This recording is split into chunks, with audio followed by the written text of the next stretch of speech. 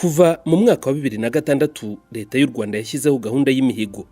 Iyi gahunda igamije kwihutisha iterambere rirambye ry'abanyarwanda. Umuco w'imihigo watumye abanyarwanda baharanira kwigira no kwihesha agaciro, baharanira iterambere ryabo bitabaye ngombwa ko bategereza ko imuhana akenshi kaze imvura ihise.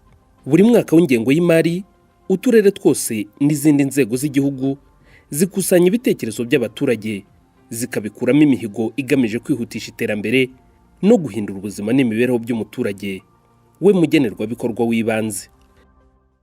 Akarere ka Karongi rero ni kamwe mu turere 7 tugize intara yacu y'Iburengerazuba. Gafite imirenge 13, gafite utugari 88, kakagira imidugudu 537. Akarere ka Karongi gafite abaturage bagera ku 376 na 11. Abo baturage batuye mu ngo zigera ku 87,127. Akarere keza cyane, na akarere k'ubukerarugendo, na akarere k'imisozi miremire kandi imisozi myiza. Mu by'ukuri umuntu wese washaka kuruhuka aje kuruhukira i Karongi ahava yishimye. Muri uyu mwaka w'ingengo y'imari twahize imihigo 98. Tumaze kwisuzuma aho tugeze, mu by'ukuri twasanze twarayesheje kugera ku ijanisha rya 98.5%. Iyi mihigo rero kugira ngo dushobore kuyesa nuko hari ingengo y'imari yakoreshejwe. Tukaba twarakoresheje ingengo y'imari igera kuri miliyari 22,927. Mu bukungu, akarere ka Karongi kahize imihigo 25 yiganjemo yo guteza imbere ubuhinzi n'ubworozi, kubaka ibikorwa remezo, kongera ingufu z'amazi n'amashanyarazi, kurengera ibidukikije, guhanga imirimo no kwimakaza umuco wo kwizigamira n'ibindi bikorwa bitandukanye byazamuye ubukungu bw'akarere ka Karongi mu buryo bugaragara. Mu rwego rwo guteza imbere urwego rw'abikorera, akarere ka Karongi kubatse amasoko 2 manini kandi agezweho mu mirenge ya Gishyita na Twumba. Hubatswe kandi amasoko mato agezweho selling points mu mirenge ya Rwankuba na Gishyita. Iri soko twaryakiriye neza. Ubusanzwe twacururizaga hari hanze ku mihanda, imvura yagwa hamwe rimwe na rimwe ikabinyagira, ahanini tukabura naho tubika ibicuruzwa byacu dufite twacuruzaga bikanyagirwa, asanga tubihombeye. Murashimira Perezida wa Repubulika by'umwihariko kuko aba yatekereje akareba kure, akamenya n'abaturage bari hano hasi mu cyaro, akatuzanira igikorwa remezo nk'iki cyateza abanyarwanda imbere ndetse n'abazadukomoka bakazagisigarana. Mu gukomeza kwegereza abaturage ibikorwa remezo no koroshya ubuhahirane hagati y'imirenge, akarere ka Karongi kubatse ibiraro 4 by'abanyamaguru footbridges mu mirenge ya Mubuga, Rwankuba na Ruganda, bikaba byarafashije abaturage kugenderana no guhahirana hagati yabo. Mu gukangurira abaturage kugira umuco wo kwizigamira no guteganyiriza ejo hazaza, abaturage 40,945 bo mu karere ka Karongi bitabiriye kandi batanga umusanzu muri gahunda y'ubwizigame bw'igihe kirekire buteganyiriza pension bwashyizweho na leta y'u Rwanda buzwi ku izina rya Ejo Heza. Kwitabiriye iyi gahunda byatumye akarere ka Karongi gakusanya umusanzu ungana na miliyoni zisaga 270,772 z'amafaranga y'u Rwanda, ugereranyije na miliyoni 240 aka karere kari kahize. Mu gukomeza kwegereza abaturage ibikorwa remezo, akarere ka Karongi kahaye ingo 4,684 umuriro w'amashanyarazi, mu gihe ingo 1,094 zahawe amashanyarazi akomoka ku zindi ngufu zirimo n'imirasire y'izuba. Ubu ngubu umuriro dufitiye akamaro kanini cyane kuko abana bava ku ishuri bakaza gukora etide nijoro, tubona uko ducayinga amatelefone tutagiye kuruha, amaradiyo turacuranga, amateleviziyo arahari mu cyaro naho yahageze. Rwose iterambere ririho riratugeraho muri rusange. Mu gufasha abaturage kubona amazi meza, hubatswe umuyoboro w'amazi ureshya na kilometero 2,75 mu murenge wa Twumba. Ubu abaturage bakaba bavoma amazi meza. Muri iyi gahunda, imiryango 442 yo mu mirenge itandukanye igize akarere ka Karongi yafashijwe kugeza amazi meza mu ngo, hanasanwa amavomo 98 atarakoraga, ubu akaba akora neza. Igisubizo cyiza twagize kuri leta yacu, leta y'ubumwe, twagize umuyobozi mwiza atuzanira amazi rwose. ubu ngubu mu murenge wa Ruganda ahantu n'aho amazi ataragera agiye kuhagera. ubu natwe aya mazi tuyabyaza umusaruro kuko yaje ari igisubizo, kuko umuryango nawo wongereye ibyo wakoraga birimo n'ubworozi, kuko utakiboneka tuyagura amazi kure y'amatungo. ubu tworoye inkoko, tworoye ingurube, tworoye inka, mbese ubu ibintu bisigaye bimeze neza, n'isuku mu rugo ariyongereye rwose muri rusange. Mu rwego rwo kongera umusaruro w'ubuhinzi, muri uyu mwaka w'ingengo y'imari wa 2020-2021 akarere ka Karongi kahuje ubutaka kuri hegitari 40,373. Hakoreshejwe kandi imbuto y'indobanure ku bigori ingana na toni 182. Abahinzi bakanguriwe gukoresha ifumbire mvaruganda mu kongera umusaruro w'ibyo bahinga. Mu gukoresha neza ubutaka no kongera umusaruro w'ubuhinzi, hakozwe amaterasi y'indinganire kuri hegitari 170,35 mu mirenge ya Murundi, Murambi, Rugabano, Gashari, Ruganda, Mutuntu na Rwankuba. Hakozwe kandi amaterasi yikora progressive terraces kuri hegitari 701,22 hagamijwe kongera umusaruro w'ibihingwa ngengabukungu.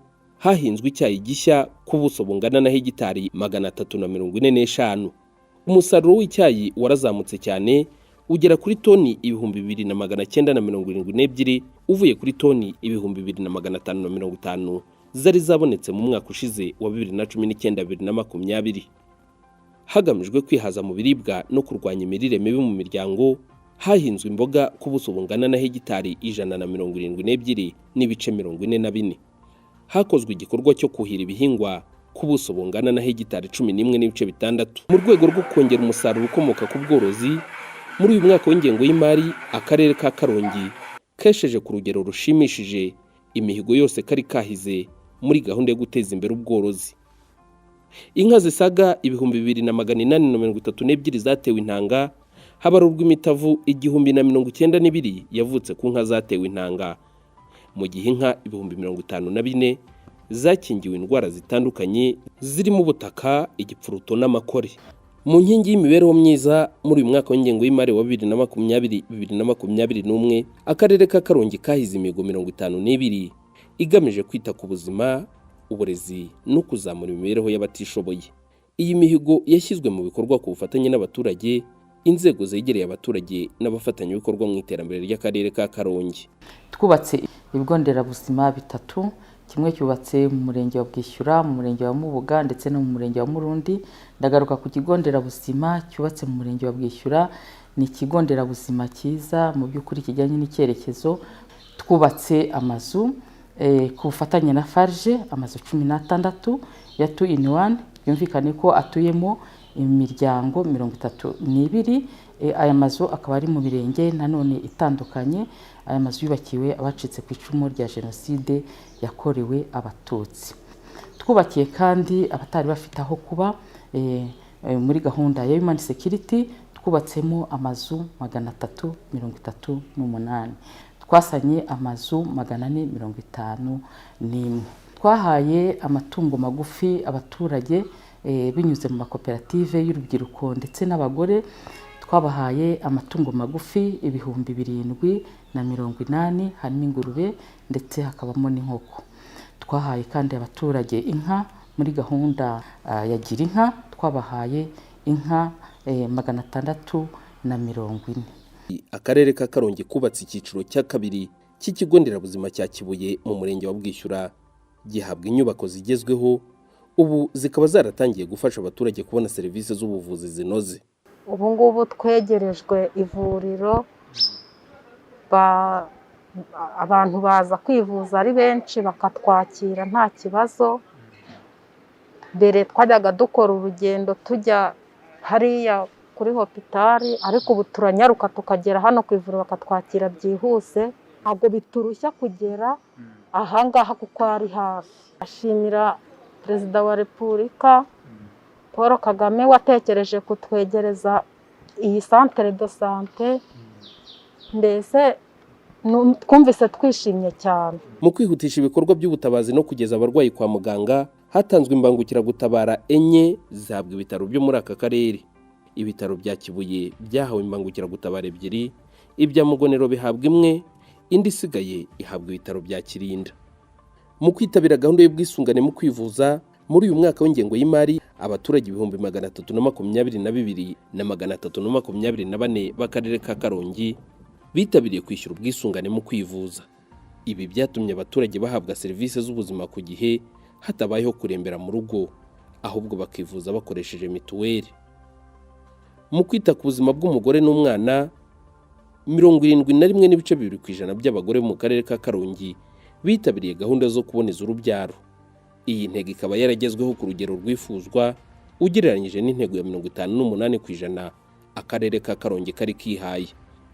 Mu kwita ku buzima rusange bw'abaturage muri uyu mwaka w'ingengo y'imari wa 2020-2021, akarere ka Karongi kapimye indwara zitandura abaturage bako mu byiciro binyuranye. Abaturage 42,422 bageze mu zabukuru bipimishije indwara ya hepatite C. Abagore bakuze bari hejuru y'imyaka 35 bangana n'63,358 n'abagabo babo bangana n'31,854 bapimwe indwara zitandura banakangurirwa kuzirinda. Mu rwego rwo kwita ku mikurire y'abana, abana 700 bafashijwe kuva mu mirire mibi. Abana 19,422 bafashwe kwitabira amarerero home based ECDs, mu gihe ababyeyi 27,132 bahawe ubutumwa bubigisha uko bakwiye kwita ku bana babo kugira ngo bagire imikurire myiza. Mu rwego rwo guteza imbere uburezi, muri uyu mwaka w'ingengo y'imari, akarere ka Karongi kashyize ingufu mu guharanira kuzamura ireme ry'uburezi mu mashuri, kongera umubare w'ibyumba by'amashuri mu rwego rwo guhangana n'ikibazo cy'ubucucike mu mashuri no kugabanya ingendo abana bakora bajya ku ishuri. Hubatswe ibyumba by'amashuri 734, bimwe muri byo ubu bikaba byaratangiye kwigirwamo. Hanubatswe ubwiherero 1048. Abana 84,714 bo mu mashuri abanza bakanguriwe kwitabira ishuri hakurikiranwa n'imyigire yabo. Abagera ku 24,777 mu mashuri yisumbuye bitabira ishuri neza, mu gihe abanyeshuri 2,154 bo mu mashuri y'ubumenyingiro bitabiriye ishuri, mu gihe imiryango 6,399 yahawe akazi muri gahunda ya VUP. Mu gukomeza kwita ku mibereho y'abatishoboye, akarere ka Karongi kubatse inzu 16 za 2-in-1 mu mirenge ya Rwankuba, Twumba, Gitesi na Ruganda, hagamijwe gufasha abarokotse Jenoside yakorewe Abatutsi mu 1994 kubona aho baba heza. Mu kwita ku mibereho y'abantu bafite ubumuga, abantu bafite ubumuga 62 bahawe amagare. Koperative enye z'abantu bafite ubumuga zo mu mirenge ya Rubengera, Murambi, Mubuga na Gishyita zafashijwe gutegura imishinga ibyara inyungu inaterwa inkunga. Ubu imishinga yabo yatangiye kubaha inyungu. Muri gahunda ya Gira inka Munyarwanda, muri uyu mwaka w'ingengo y'imari, akarere ka Karongi katanze inka zahawe imiryango itishoboye ngo zibafashe kwikura mu bukene. Perezida wa Repubulika ndamushimira cyane kubera ko yatekereje ku bantu bari mu rwego rwo hasi, kuko hari igihe uba ubona wakunganira umuntu akagira ikintu yageraho. Iyo umuntu aguteye inkunga, nawe mu by'ukuri iyo ufite ibitekerezo ugira ikintu ubasha kugeraho. Nk'ubu ngubu wenda ndi mu cyiciro cya kabiri, ariko mu mihigo mfite mba mvuga ngo mu gihe cy'imyaka nk'ibiri cyangwa 3 nanjye nshobora kuba nawe mu cyiciro cya kabiri narageze mu cyiciro cya 3.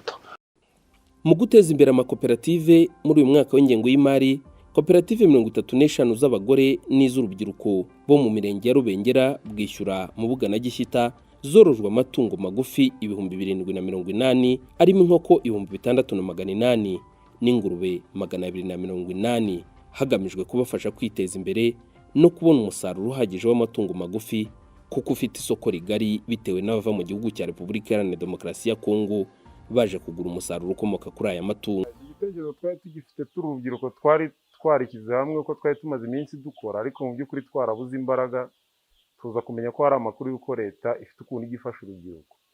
Muri ubwo buryo natwe twagerageje kubegera, badufasha kuduha zino nk'uko mwabibonye za saso. Urabona urubyiruko rw'iyi minsi kenshi ukunda kubona nawe ujya mu bintu by'ibiyobyabwenge n'ibiki, ariko twebwe tubona dukora kuri bizinesi iyi ngiyi, byange bikunde bizaduha imbaraga tugerane n'ibitekerezo bizima, kuko dufite n'igishoro dukore n'ibintu byaduteza imbere. Kuba Perezida wa Repubulika Paul Kagame, bino bintu aba akora ni byiza, guhuriza abantu hamwe tukagira ukuntu tubona imbaraga, ni byiza cyane. Reka mushimire cyane, binyuze nyine mu buyobozi bwose nk'uko mwadufashe bihereye hano. Urubyiruko rwari rwarabaye abashomeri bakaba bagiye gutera imbere, natwe abadamu n'abagore tukaba tugiye gutera imbere. Nkaba nshimira Perezida, namwe mukamushimira ko yadukoreye ibikomeye. Mu rwego rwo kunoza imiturire, imiryango 104 yakuwe mu manegeka, hanubakwa inzu 14 za 2-in-1 mu midugudu ntangarugero IDP Model Village ya Ruganda na Mutuntu. Nabe nari naragera mu Gasima, ubu ndakoropa nkishima, nkaryama ngasinzira, n'icyo kurya ndakibona ariko bitangoye cyane kuko ntagitanga ikode nyine. Ubu mu byishimo gusa mfite nk'abana naguruka nkaba ntashije. Nyakubahwa Perezida wa Repubulika, ubagezaho ibyo byose mukabitugezaho. Iyi ni ibintu bikomeye cyane by'ibyishimo gusa by'umunezero, ubu nta kintu natubizaho usibye kubashimira gusa. Amakuru y'uko abayobozi b'umurenge n'abandi nk'uko namwe mu bagiye bakatugezaho, ni ukubashimira uti Mana igira neza, mumushimire gusa mu mpera make. Mu gukomeza kwita ku mibereho myiza no gukemura ibibazo bibangamiye ubuzima bw'abaturage, akarere ka Karongi kubakiye imiryango 320 inzu zo kubamo, indi 426 isanirwa inzu. Hubatswe kandi ubwiherero 273, ubundi 1978 burasanwa. Ubwo uno mwaka watangiraga nabonaga inzu nari ntuyemo yazangwaho n'umuryango, ariko birashimisha cyane kubona mbonye aho kuba n'umuryango. Iyi nzu nshyashya mbonye ndayishimira kuko yubatse neza kandi irakomeye mu buryo bugaragara, ubona ko izamara igihe kirekire. Perezida wa Repubulika rero kumushimira ni ibintu mbona by'ikirenga, namushimira cyane. Abantu bamugeraho bazamushimire, twaramushimiye bikomeye. Mu bijyanye n'imiyoborere myiza, akarere ka Karongi kashyize imbaraga mu gukemura ibibazo by'abaturage ku gihe, kanafata ibyemezo bitandukanye bigamije guteza imbere umutekano n'isuku. Twari twahize imihigo 21 mu nkingi y'imiyoborere myiza. Muri yo rero twibanze cyane mu gukemura ibibazo by'abaturage ndetse no kurangiza imanza. Twakemuye ibibazo by'abaturage 526, turangiza imanza 362. Urwego rw'abunzi narwo rukomeje gutanga umusanzu ukomeye mu kunga abaturage, aho ibibazo byose 79 bakiriye babikemuye byose. Mu gushimangira amahame y'ubumwe n'ubwiyunge mu batuye akarere ka Karongi, hatanzwe ibiganiro 4 kuri gahunda ya Ndi Umunyarwanda, bihabwa abantu mu byiciro bitandukanye, hagamijwe isanamitima no kunga abaturage. Mu rwego rwo gukomeza kubungabunga amateka no guha icyubahiro abishwe muri Jenoside yakorewe Abatutsi mu 1994, akarere ka Karongi kari kahize kubaka urwibutso mu murenge wa Mubuga. Twubatse urwibutso rwa Jenoside yakorewe Abatutsi mu murenge wa Mubuga. Urwo rwibutso rwaruzuye neza kandi twanarushyinguyemo, nacyo kikaba ari igikorwa cyashimishije abaturage. Uyu munsi hashyinguwe imibiri igera ku 8660. Ubu noneho nibwo twavuga ko bashoboye gushyingura. Rero rwose bararuhutse, baranezerewe, Isirayeli yose bazi ko abantu babo ntibazongera kunyagirwa, bari ahantu mbega habahesheje icyubahiro. Rero muri rusange barishimye. Ndashimira cyane abafatanyabikorwa, ndashimira cyane abaturage b'akarere ka Karongi ari nabo bagenerwa bikorwa, buri wese watanze umusanzu we kugira ngo iyi mihigo twahize dushobore kuyesa kuri iki kigero twabagaragarije. Nubwo tutashoboye kugeraho 100%, yenda n'imbogamizi zimwe na zimwe zagiye zigaragara, ariko mu by'ukuri twarafatanije. Ndagira ngo kandi garuke ku baturage batuye akarere ka Karongi, ndagira ngo basabe dufatanye kugira ngo ibi bikorwa byagezweho dushobore kubirinda neza, tubibungabunge, ndetse mbasaba cyane ko bizabyazwa umusaruro ukwiye.